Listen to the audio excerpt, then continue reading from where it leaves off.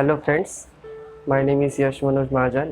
I live in Sinnar and I am preparing for product designing in Nashik in Color King design classes. In Color King design classes, Ankur Bhatt sir teaches us how to make products, how to career in product designing. Then they give us practical papers, theory papers to practice, and then they give us a daily assignment.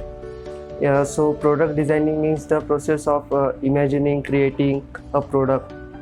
Product designing is have several stages such as imaging, planning, thinking, then uh, customer profitable, etc. So these are the simple define of product designing. Thank you. I am preparing for Nashik and Pune colleges. In this Nashik and Pune colleges, they have theory papers, practical papers.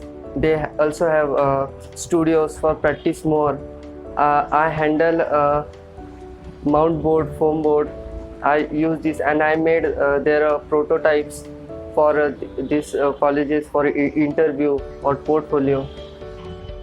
During in Color King design classes, when I learning, I increase my work time, work ability, then quality of work. I increase my energy level for work more time.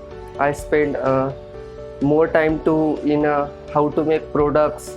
Then another field like fashion designing, interior designing, etc. I also like to enhance or learn new things like GK and designing theories, etc.